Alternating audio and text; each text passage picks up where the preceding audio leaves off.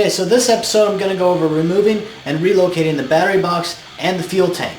Now to save some time, I've already removed the battery and relocated it into the cab. First off, I removed the battery and the original cables, mostly because the cables were in really bad condition, they were really corroded. But I've been using the same battery cables for at least 3 years now. You can't go wrong with going to your local parts store and buying yourself some new cables. The positive cable, get yourself a good 5-footer, and the negative cable you only really need about 3 feet. Because wherever its stock location is, it doesn't matter, you're going to find yourself a place on the back of the engine block where you can install your new cable there. Now your positive cable is attached to the back of the starter. Disconnect it there and dispose of it. Now on your new cable, you can run it through one of the holes left behind from your water feed and return of your heater core. There's a lot of holes along the firewall that you can use. Make sure you don't just run them through there and let them set on bare metal. Get yourself a piece of rubber or weather stripping and run it along the perimeter of that hole. Now once you get the eyelet through the hole, run it to the back of your starter and fasten it down.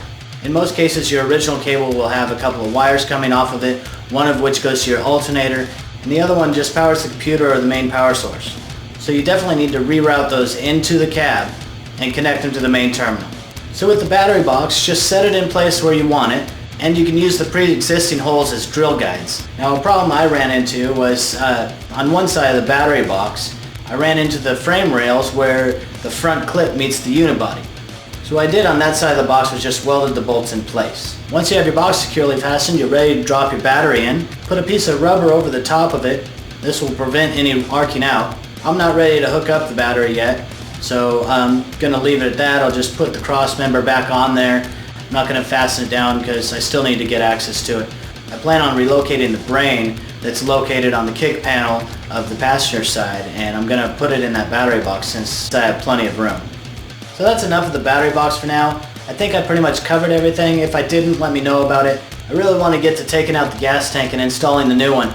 I'm afraid that we might not have enough time, so I don't want to rush it too much, but I'm gonna try to make it as simple and as quick as possible and still cover everything. So let's go do it.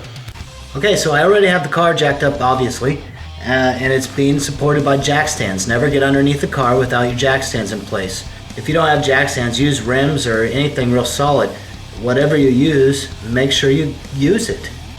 A lot of people get seriously injured by a car falling on top of them. So anyways, I'm going to drop this gas tank out now. I got the floor jack in place. It's just there to support the weight of the gas tank as I remove the bolts. Once I remove the bolts, I'll lower the jack and we'll be able to take a look at the hoses and see what's next. One good tip about removing the bolts is first, don't get directly underneath them because there's a lot of dirt and debris that's going to fall down. And another helpful one is wear some eye protection. That helps.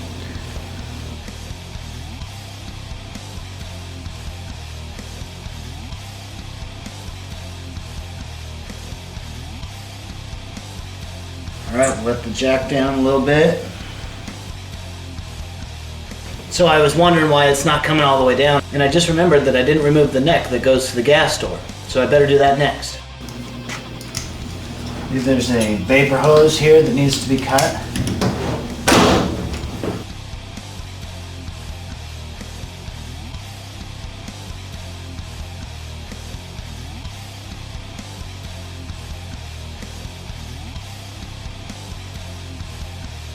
Before I break any of the hoses free, I like to mark at least one of them with a piece of tape on the hose and one on the metal fitting to the gas tank. That way I know which one's which. Even though I'm not going to reuse this tank, it'll help me later determine which one's which.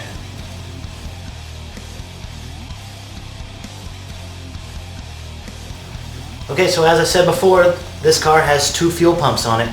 One's inside the gas tank and one's right underneath this panel. So I had to do some reading on WeCrash about this car. I went to the Volvo thread, and a guy on there named Smash Bob says that you can run these without the pump that's in the tank. He says that it's just a low pressure pump that supplies the main pump. He says that he's done before and there's no problem, so I'm going to give it a shot. Now first I'm going to drill a large hole in the floorboard for the fuel line from the fuel pump to come in. Now I was already underneath the car and I looked for just the right spot, because you don't want to just start drilling from inside here because you might go through a brake line or a fuel line or something. So go underneath the car, find out where to drill from. I just drilled a small hole to get me started, and I'll finish it off in here. Now for the return line, I'm going to run a new line right off the fuel rail through the firewall along the floorboard here to the tank. So I'm going to cut this hole out, and then I'm going to set the tank in here, drill holes, mount it down, and run all the lines, and we should be close to being finished at that point.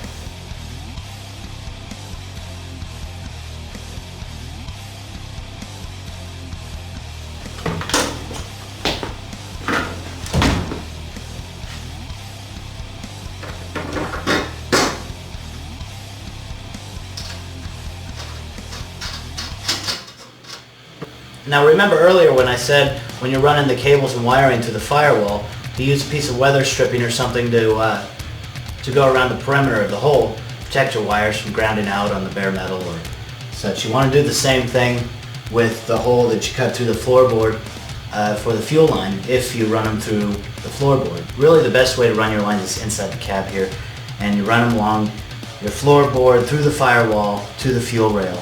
The only reason why I'm doing it this way is because the fuel pump is right under here and everything's on this side of the axle. I'm really not worried about it getting pinched off or anything. So a good example of weather stripping or something to protect that hole is something like this. And I'm just going to run that around the perimeter of this hole to protect the fuel line.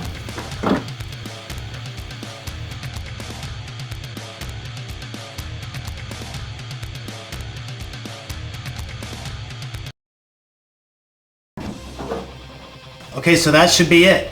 I just need to put gas in the gas tank, and we'll see if we can get her to fire back up. Okay, so I filled up the tank, fired up the car, and let it run for 15-20 minutes just to make sure it's getting sufficient amount of fuel to continue to run. And it ran and idled just perfectly, so it worked. That's great.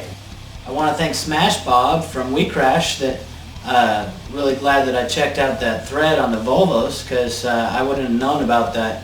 I wouldn't have known that you could leave that secondary fuel pump out of there. It really saved me a lot of time. So I've secured all the fuel lines to the floorboard, and the one that goes underneath the car is securely fastened as well. It's really important to get everything in order and fasten down real tight, because you're going to be taking some serious hits out there, and you don't want loose wires or hoses flopping around inside your car. But really, I'm ready to get out of here, so until next time,